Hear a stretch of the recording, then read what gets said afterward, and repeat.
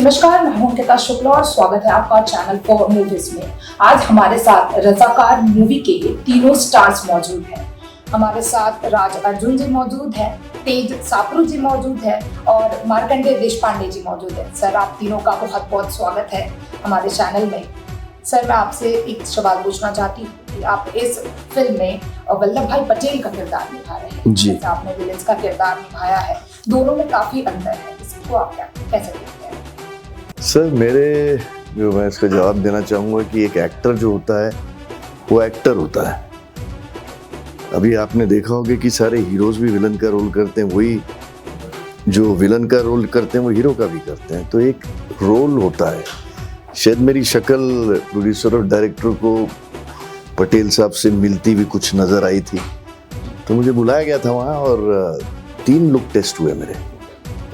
उसमें प्रोस्थेटिक्स भी लगा के पूरा, और अल्टीमेटली जब उनको लगा कि मैं बहुत नज़दीक ही आ गया हूँ वो लुक के, तब उन्होंने मुझे ओके किया। इस तरीके से मुझे रजाकार मिली। बाकी लगे हुए हैं, मुझे लगता है कि मैं काफ़ी नज़दीक।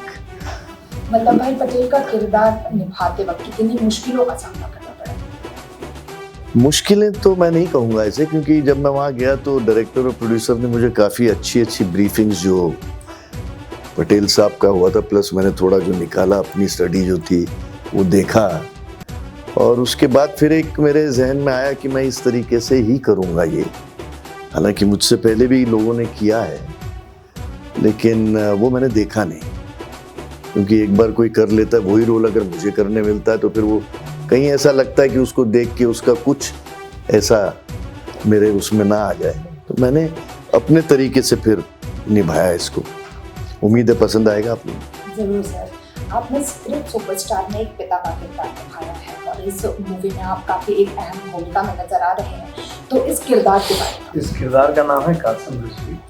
अगर आप रेफरेंस के रूप में देखना चाहें तो जैसे हिटलर, सद्दाम हुसैन वगैरह जिस तरह की मानसिकता रखते थे, तो उसकी जुड़ी मानसिकता रखता है ये आदमी। इसका एक ख्वाब है। इसका ख्वाब ये है कि जहाँ तक इसकी नज़र जाए ऐसे सिर्फ मुस्लिम और मुस्लिम ही दिखें। मुस्लिम राज्य बनाना चाहता है ये, और उस ख्वाब की तामीर करने के लिए ये किसी भी हद को पार कर जाना चाहता है। इसके लिए सही और गलत कुछ भी नहीं है। इसके लिए इसका ख्वाब है जैसे उसे परवान पर चढ़ाना है, बस, और कुछ नहीं। तो एक नैरो माइंडेड सा, एक ऐसी सोच, सीमित सोच रखने वाले आदमी का काम किया, रोल किया है मैंने, जो कि अपने स्वार्थ के लिए किसी को भी जान से मारने में कतराता नहीं है। वो है कासिम रिजवी, और वो किस तरीके से निज़ाम को मैनिपुलेट करता है, किस तरीके से हैदराबाद में वो जो है अपने लोगों को सेटल करता है और अपने लोगों को बढ़ाना चाहता है। यही इस 1946 to 48 का ये इरा है, और ये एक रियल स्टोरी है जो आप इसमें देखेंगे। ये घटा है हमारे इतिहास में, तो उस इतिहास के एक काले पन्ने के एक चैप्टर का मैं भाग बना हूँ। सर, ये मूवी कितने लैंग्वेजेस में रिलीज होने वाली है? ये तेलुगु, तमिल, मलयालम और कन्नड़ में रिलीज हो चुकी है, और ये अब हिंदी और मराठी में 26 तारीख को रिलीज हो गई है। एंटरटेनमेंट मूवीज करने में और एक ऐतिहासिक मूवी करने में, दोनों में काफी अंतर होता है सर, तो इसमें कितनी कठिनाइयों का सामना? इसमें तो सीधी सी बात है कि लोगों को पता है कि ये ऐसे दिखते हैं। मीर उस्मान अली पाशा, फोटो देख ली हूँ या कुछ वीडियोस हैं यूट्यूब पे, आजकल लोग जल्दी जाते हैं। कोई भी आदमी कह सकता है कि आप तो नहीं दिख रहे, वो तो बिल्कुल अलग लग रहे थे। तो अब वैसे भी सोशल मीडिया पर लोगों की अपनी राय बहुत जल्दी बना लेते हैं लोग, तो अब कोई असली किरदार करना थोड़ा मुश्किल हो जाता है ना। एंटरटेनमेंट वाला किरदार होता है तो वो एंटरटेन कर जाता है, वही लोग बोलते हैं कमाल हो गया, है ना। मुझे याद है एक बहुत ही सीरियस फिल्म मैंने वैसे की थी जो रियलिटी की नज़दीक थी, लेकिन किरदार काल्पनिक था, कि सत्या फिल्म थी, उसमें मैंने एडवोकेट का रोल किया था। तो एडवोकेट का रोल तब मैंने दाढ़ी, मूंछ और बाल बिखरे हुए हैं उसके साथ किया था। किसी ने नहीं पूछा मुझसे क्योंकि तब मैंने इसलिए वैसा किया था क्योंकि वो गैंगस्टर्स के साथ उठता बैठता है, और जो गैंगस्टर्स हमने दिखाए तो सिर्फ जब वो कोट पहनता है तब वो बाहर से लीगली उनको रिप्रेजेंट कर रहा है, ऐसा दिखाना था, इसलिए मैंने वैसा किया। तो उसको तो लोगों ने ऊपर, अरे क्या बात है, ये तो बिल्कुल ही कमाल कर दिया तुमने, तो बच गए, है ना। लेकिन जब रियल किरदार करना पड़े, अगर आज किसी एडवोकेट का करना पड़े जो फेमस हो, तो वैसे ही दिखना पड़ेगा। तो इसलिए ऐतिहासिक कोई भी फिल्म हो, अगर आप वैसे ना दिखे तो मेरे ख्याल से आप कितना अच्छा काम करते हो उससे ज़्यादा वैसे दिखना बहुत ज़रूरी है। सर, ये फिल्म हैदराबाद के संघर्ष पर डिपेंड करती है, तो इस फिल्म के दौरान कोई ऐसा वाक्य हुआ हो जिसे आप दर्शकों के साथ साझा करना चाहते हैं?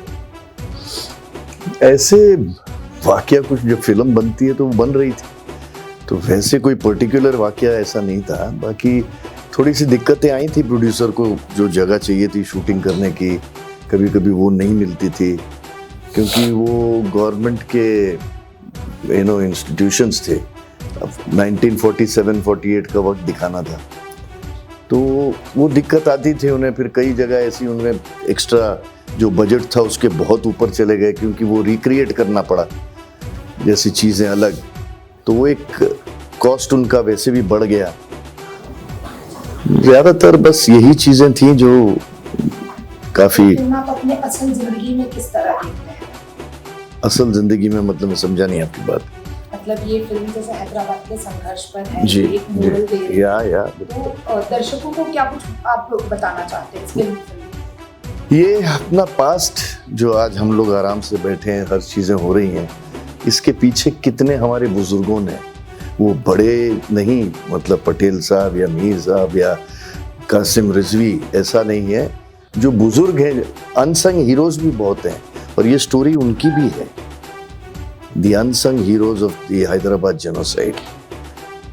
तो उन लोग ने कितना खून और पसीना बहाया है ताकि हम आज आराम से रह रहे हैं, ये उनकी भी कहानी है।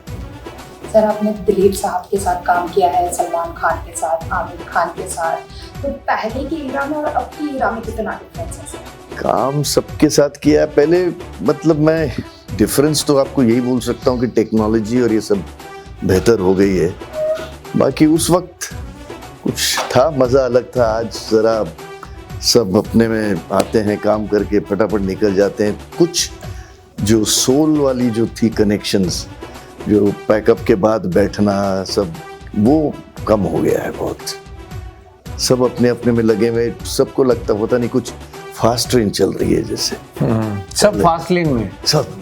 और हम लोग, वो दौर था कि आराम से काम करते थे, फिल्में बनती थी, और अब से ज़्यादा फिल्में बनती थी पहले।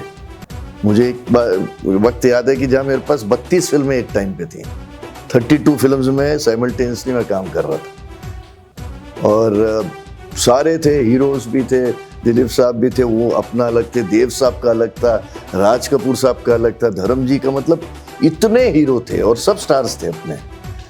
तो वो एक माहौल, मज़ा भी था उधर, दिल में थोड़ा प्यार, थोड़ी लगन ज़्यादा थी। वो थोड़ा भी बहुत प्रैक्टिकल चीज़ें हो गई हैं, वो फीलिंग निकल गई है।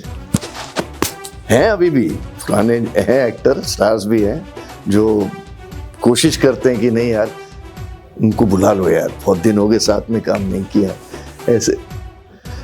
लेकिन कम हो गया है, पहले से काफी कम हो गया है। सर, आप अपने लुक के लिए काफी प्रचलित है, तो और स्पेशली ये लुक मुझे भी काफी पसंद है। तो सर, ये ऐसे हेयर स्टाइल रखने का विचार ये कैसे आया? कैसे आया ये विचार, बताइए आप अभी। नहीं, विचार नहीं आया, पहले बाल लुक ही आया, और उसके बाद कैप्चर किया। फिर मुझे समझ में आया, अरे लुक बिक रहा है। मुझे लग रहा था एक्टिंग बिक रही है। एक्टिंग बिकती है? नहीं, लुक बिक रहा था, तो मुझे बड़ा मजा आया कि लुक बिक रहा है। और अरे वो मतलब मैंने बुढ़ा होगा तेरा बाप में काम किया था, तो पूरी जगन उनके साथ मैंने जगन्नाथपुरी है, तो उन्होंने कहा मैं हिंदी फिल्म बना रहा हूँ, बच्चन साहब है, and I want to cast you, and मैंने कहा किरदार ही मत बताना, बच्चन साहब है, फिर तो कोई भी किरदार करेगा। है ना। तो जब मिला मैं बच्चन साहब से तो बहुत ही प्यार से ही मिले, बहुत दूर खड़ा था तो खुद ही स्वयं चल के आया, कहे कलाकार से मिल रहा हूँ और गले लगाए, क्योंकि थिएटर को लेके मेरे ख्याल से लोगों को बहुत थोड़ा आदर सम्मान ज़्यादा मिलता है। लेकिन बच्चन साहब ने जब रिलीज़ का वक्त आया तब यही कहा था, हाँ मकरान उसका अपने बालों के लिए जाने जाते हैं। तो मुझे तो बड़ा मज़ा आया कि चलो हमारे बाल बच्चन तक पहुँच गए हैं। क्या बोले आप, तो ये बहुत ही एक लुक है, मुझे लगता है कि वो लुक मैंने बनाया ही नहीं। सच बताऊं, मैंने बिल्कुल भी मेरा रत्ती भर का कंट्रीब्यूशन नहीं है ना। कभी मैं स्टाइलिस्ट के पास गया हूँ, बहुत ही कम बार मैंने सैलून में जाकर बाल धोए होंगे या काटे होंगे, तो वो ऐसे ही कहीं भी काट लेता हूँ, ऐसा कुछ नहीं। सर मुझे बहुत पसंद है आपका लुक। क्या करें, लेकिन थैंक यू वेरी मच।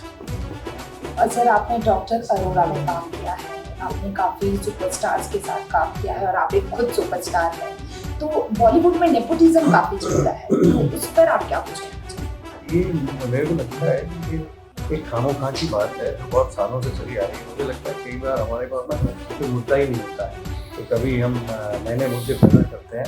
तो नेपोटिज्म एक ऐसा मुद्दा है जो हमने पकड़ के रखा हुआ है, उसको छोड़ ही नहीं रहा। जाहिर सी बात है, मेरी बेटी एक्ट्रेस है, ठीक है, अब वो एक्ट्रेस बनना चाहती है, तो जब वो बड़ी हो रही है तो मैं उसको ये तो नहीं कहूँगा कि भाई तू एक्टिंग मत कर, क्योंकि नेपोटिज्म का सवाल उठेगा या लोग कहेंगे कि मैं काम में मदद कर रहा हूँ, तू एक काम कर, मैनेजमेंट कर। तो ये फिल्म इंडस्ट्री का अगर कोई बच्चा है और वो फिल्मों में काम करना चाह रहा है और एक माँ बाप जो अगर ऑलरेडी फिल्म इंडस्ट्री में है वो उसकी मदद करते हैं, तो प्रॉब्लम क्या है?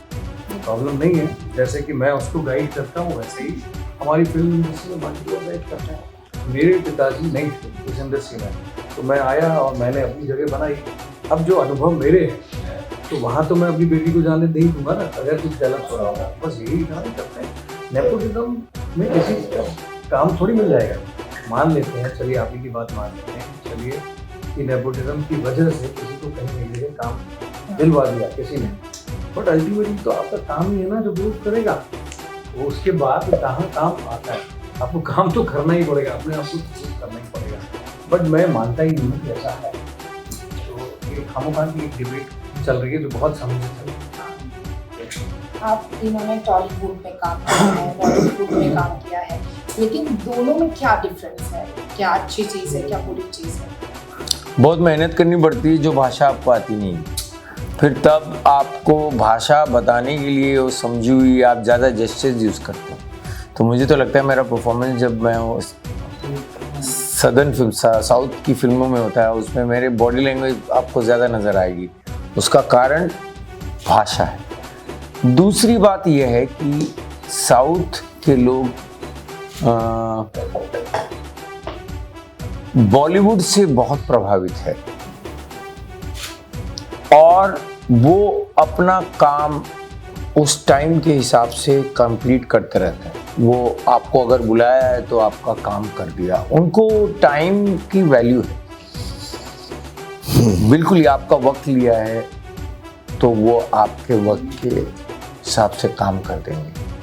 तीसरी अहम बात है जो मुझे लगता है सबसे पहली बोलनी चाहिए थी मैंने, टॉलीवुड वाले वाकई में आपको बेहतरीन किरदार देते हैं to an act. I mean I perform really some of the wonderful characters in South Indian languages and that is wonderful about them कि वो ये नहीं सोचते कि इसको भाषा आती है, ये वो किरदार कमाल कर जाएगा, ये अलग है, इसलिए वो लाते हैं।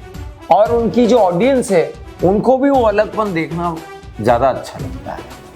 तो मुझे लगता है वो बहुत बड़ी बात है। सर मेरा आखिरी सवाल कि अगर आपको जनता से कुछ अपील करना हो तो क्या करेंगे मूवी को लेकर? सर मैं तो कह रहा हूँ कि ये देखना आपका फर्ज बनता है। जनता का भी, बहुत बुरा सबका। आदमी है ये बुरा आदमी है ये बुरा हुआ अच्छा आदमी है। ये अच्छा आदमी है, ये एकदम ये माइल्ड बीच में फंसा हुआ आदमी है। बेचारे को फंसा दिया गया। लेकिन वाकई आपको देखना चाहिए ताकि हिस्ट्री आज जो, जैसे मैंने पहले कहा, ये जो सब ठीक ठाक इतना सब ये अच्छा जो हो। है समरवीर का क्रिएशन, हमारे प्रोड्यूसर वो कमाल है, गुड्डू नारायण नारायण रेड्डी, रेड्डी जिसने साहब। 50 करोड़ लगाए हुए हैं, उसके लिए और- फिल्म देखने जाओ।